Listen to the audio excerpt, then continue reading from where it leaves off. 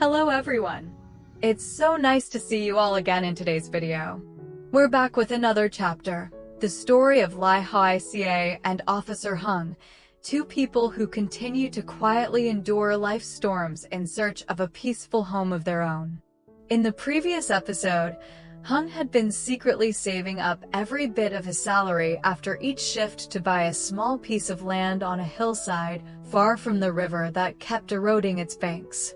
No one knew how much he had sacrificed, even cutting down on his own personal expenses, all for one simple wish.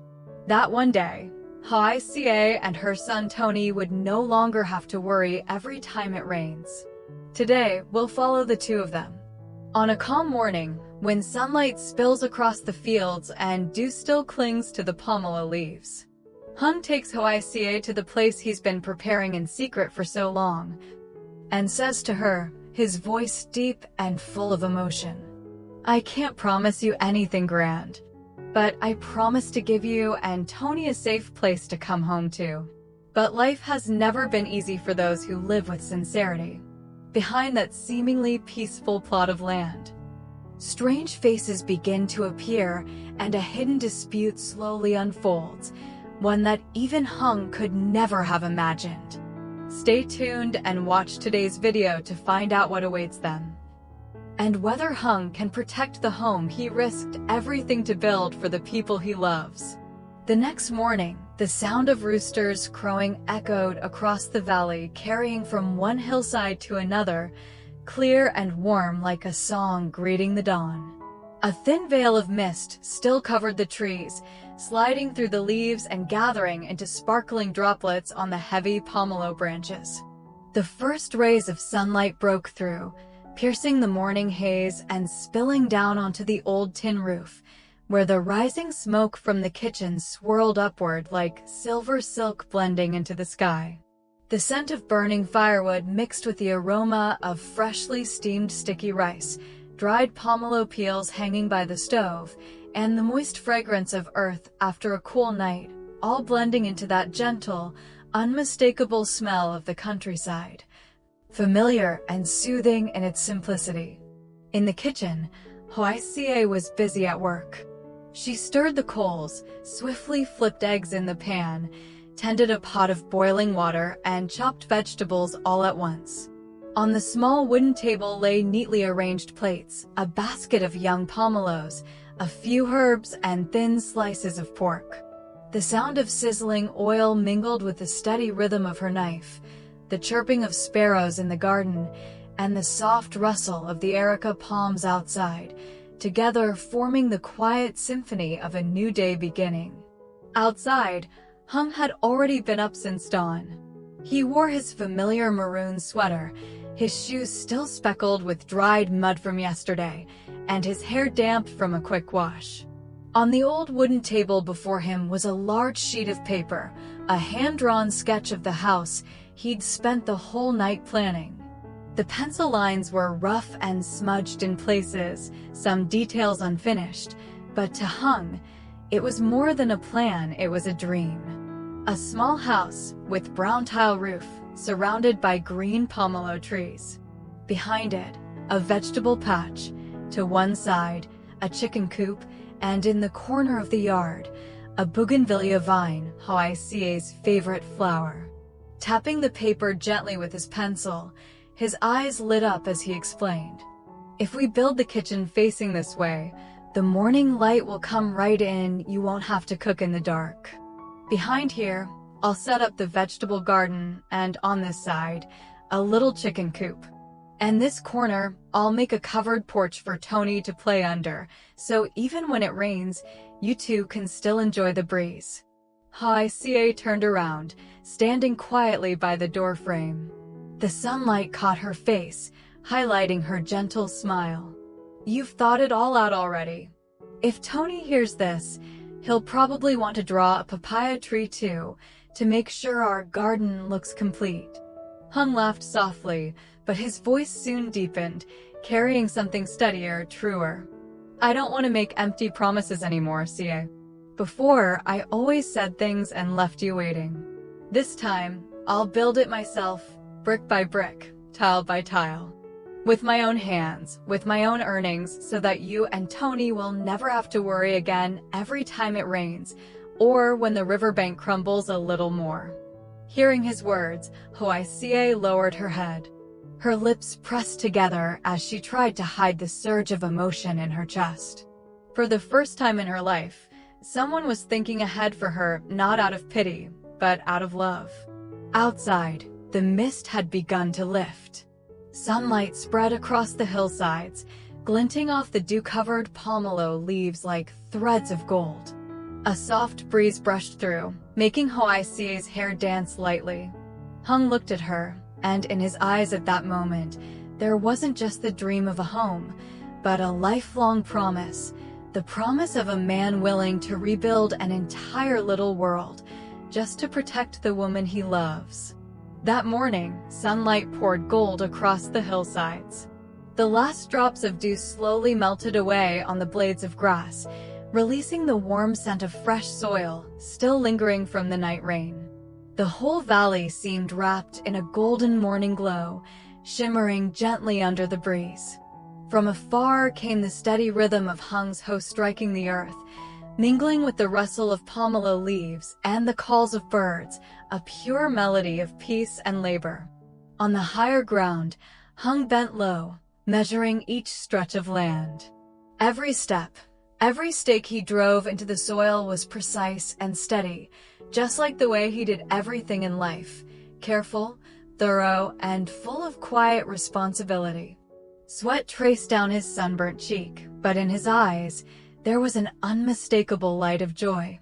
Beside him, Hoài Ca rolled up her sleeves, a basket in hand, gathering stones and pulling weeds along the edges. Her hands, calloused from years of farm work, trembled slightly today, as if realizing that this land, this soil, would soon become the home she had long dreamed of. She looked up, shading her eyes from the sun with her hand, and smiled. "It's beautiful here, isn't it? From up here, you can see the river winding around the foot of the hill. The wind feels so cool." Hùng paused, following her gaze. His eyes shone with quiet faith. "Later, when you open the door every morning, you'll see this whole green valley beneath your feet. Tony will love it. He'll be running all over the place." They both laughed. The sound of his hoe striking the soil mixed with their laughter, the birdsong, and the breeze, weaving together a rhythm of life and hope. In the air, among the smells of sunlight and earth, there was also the faint, tender scent of happiness beginning to bloom. From the small road below, the village chief walked by, leaning on his hoe. He stopped, smiled warmly at them, and called out, "Well now, starting construction already, are you?" Hùng straightened up, wiping the sweat from his brow. "Yes, sir. We're hoping to start this month. I'd like to finish before the rainy season." The old man nodded, his gaze both kind and approving. "Go for it. I'm glad to see it. This land's high and solid, right by the main road. It'll be convenient later. You've always been a steady one, Hùng. Build your home with peace of mind." Their smiles met. Those few words felt like a blessing, an invisible push of encouragement from the earth itself. But as the old man's figure disappeared behind the trees, an odd stillness settled over the hill. Only the whisper of pomelo leaves and the soft hum of the wind remained. From the far edge of the orchard, a figure emerged. A thin man, wearing a faded long-sleeved shirt and an old fabric hat that shadowed half his face. He stood silently for a long time, his gaze sweeping across the land. Then his eyes stopped, fixed on the wooden stakes Hùng had just driven into the soil. Slowly, he began walking closer, each step deliberate, his expression unreadable. Hùng, bent over his notes, suddenly felt the weight of someone's stare. He lifted his head and saw the man just a few meters away, his eyes hidden beneath the brim of his hat, staring intently at the sketch in Hung's hands. The wind picked up, fluttering the edge of the paper. For a fleeting second, Hùng felt that look, not one of curiosity, but of recognition. Without a word, the stranger turned and walked away, slow, quiet steps down the narrow path until he disappeared behind a patch of tall grass. His footsteps faded into the wind, leaving behind a silence that felt uneasy. Hoài Ca stopped what she was doing, glancing in that direction, her face tightening with worry. "Did you see that man? I've noticed him around here the past few days. He keeps wandering near this place." Hung set his pen down, his gaze following the path where the man had gone. The wind from the hill carried the faint smell of burning fields. His voice was calm, but there was a weight beneath it. "Yeah, I saw him. Maybe he's from the land office or just someone passing by. Don't worry too much." But even as he spoke, something in his tone felt heavier, and Hoài Ca noticed it. His eyes had dimmed slightly, the quiet, measured look of a man who had seen enough in life to sense when something wasn't right. From his years as a police officer, Hung knew that look hadn't been ordinary. The way the man's eyes followed every line of the sketch, every wooden stake, it was the look of someone familiar with this land. Too familiar. The breeze on the hill turned colder. The pomelo branches swayed, their leaves brushing together with a faint, uneasy rustle, like a warning whispered by the wind. Above them, a gray cloud crept slowly across the once clear sky, casting its shadow over the field. And in that quiet moment, neither Hung nor Hoài Ca knew that from the instant that stranger appeared, the fate of this land had already begun to change. That afternoon, the sunlight faded gently behind the bamboo grove at the edge of the village. The market was alive with sound, calls from vendors, laughter, and the hum of people haggling, all mingling with the sense of fresh herbs, dried fish, and the smoky sweetness of roasted corn from the roadside stalls. Hoài Ca sat at her usual corner in the market. Her small vegetable stall was always crowded. Everyone trusted her honesty. On her old woven mat, bundles of fresh greens still glistened with dew, and a few ripe yellow pomelos were neatly stacked beside them.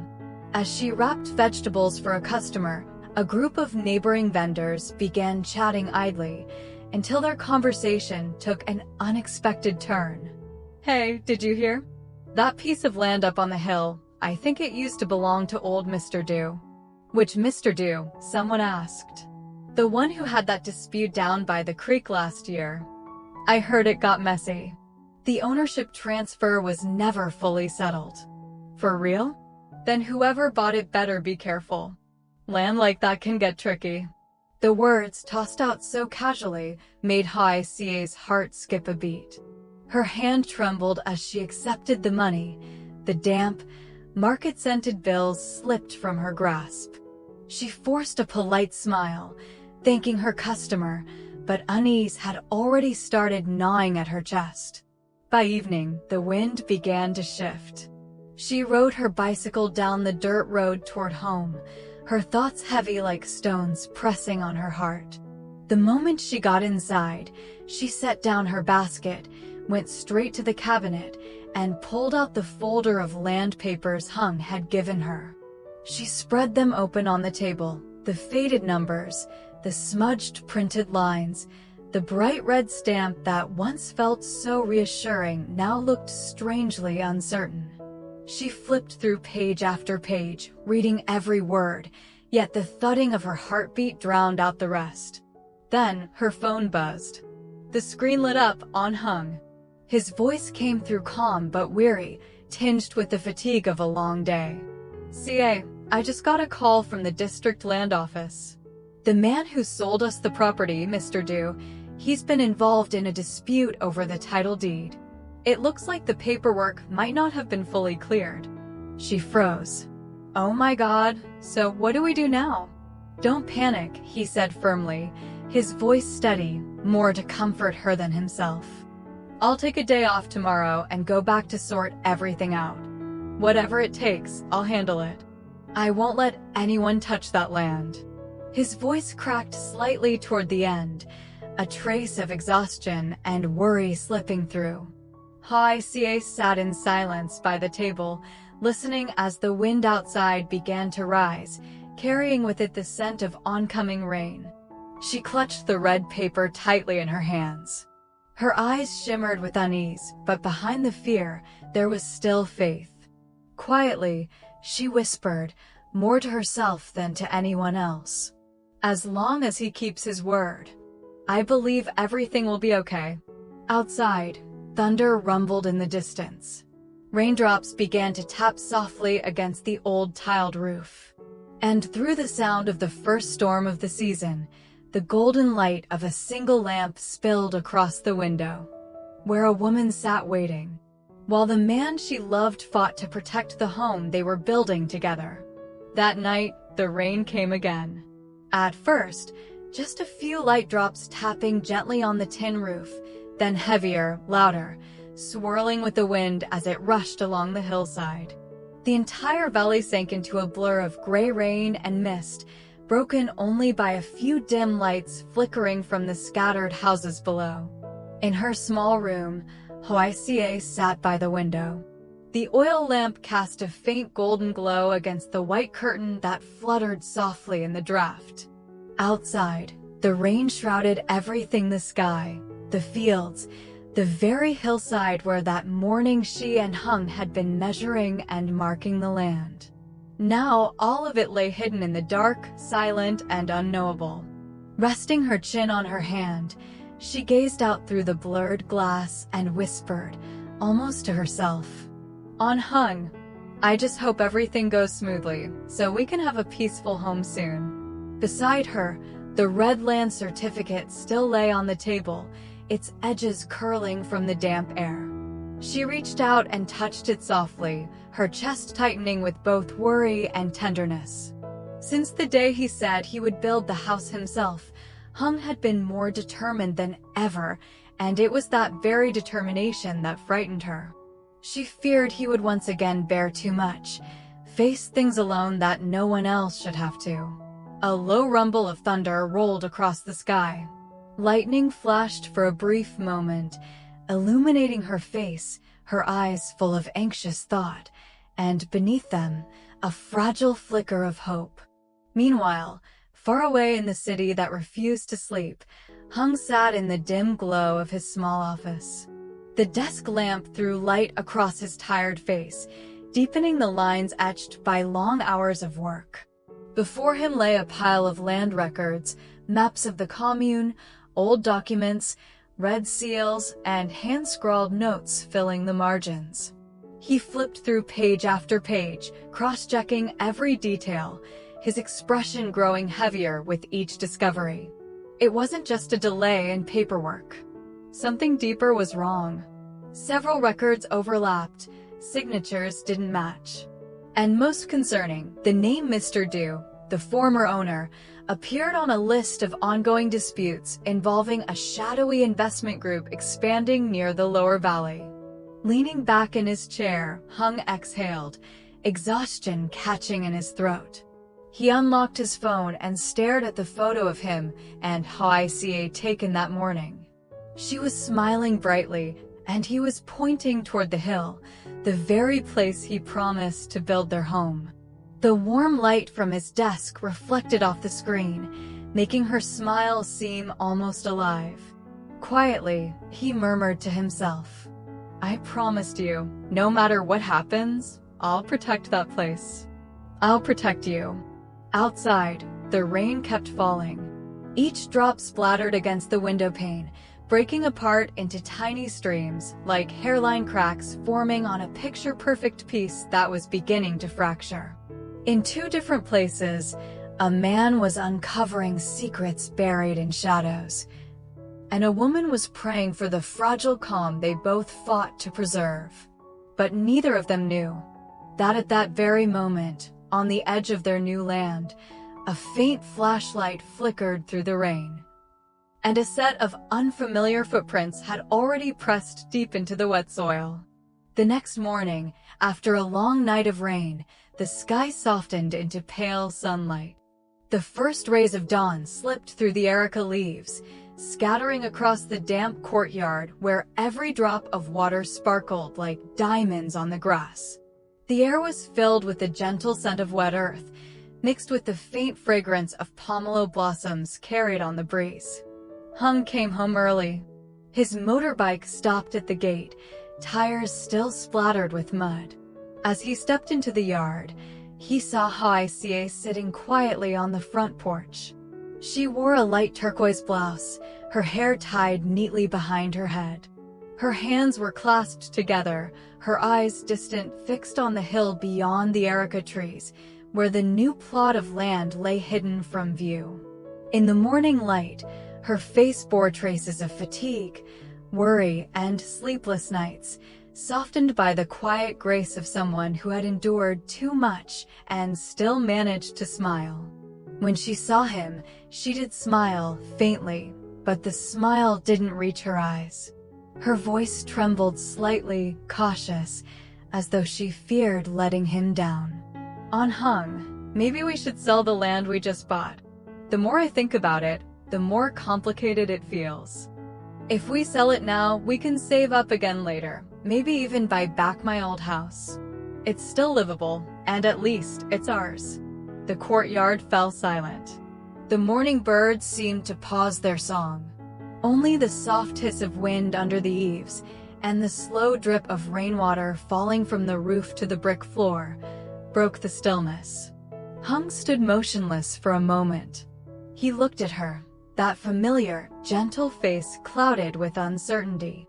His eyes were full of both tenderness and thought.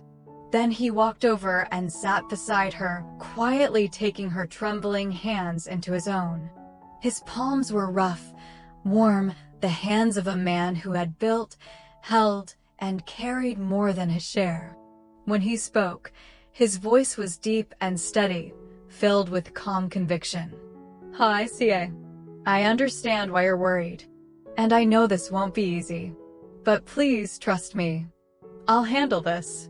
He lifted his gaze toward the hill in the distance, where sunlight was spilling golden light over the wet ridges of soil.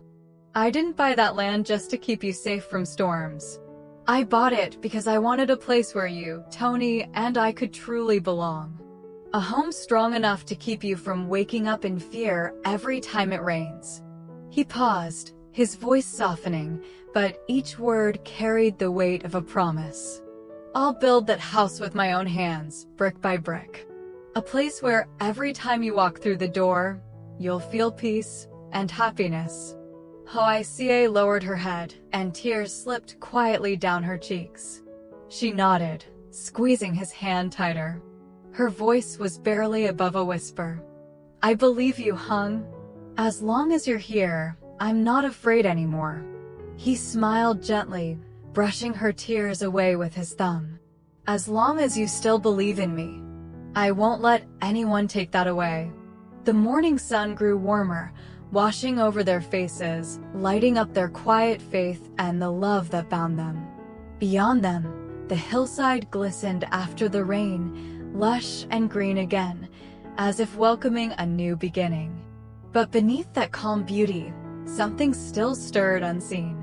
At the edge of the dirt road, a single footprint, deep and distinct in the wet mud, trailed off toward the very land they had just spoken of.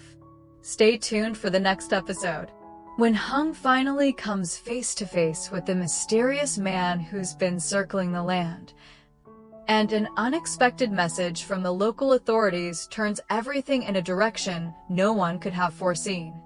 Will the piece of land Hung has poured his heart into protecting truly belong to him? And will Hoài Ca's love and faith be strong enough to withstand the storm that's coming? Don't forget to leave your thoughts and blessings for Hoài Ca and Hung below.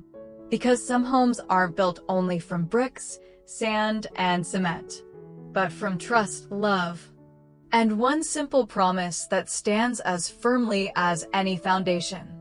Have faith in me. Xin chào tất cả mọi người đã quay trở lại với kênh của mình.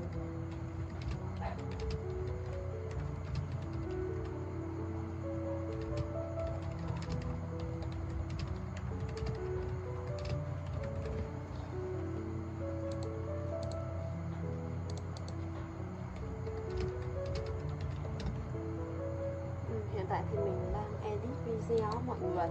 Bây giờ thì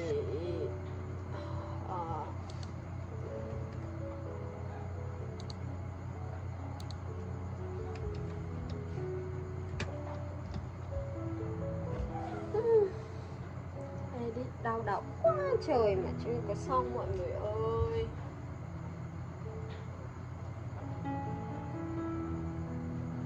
Cũng không biết làm sao đây.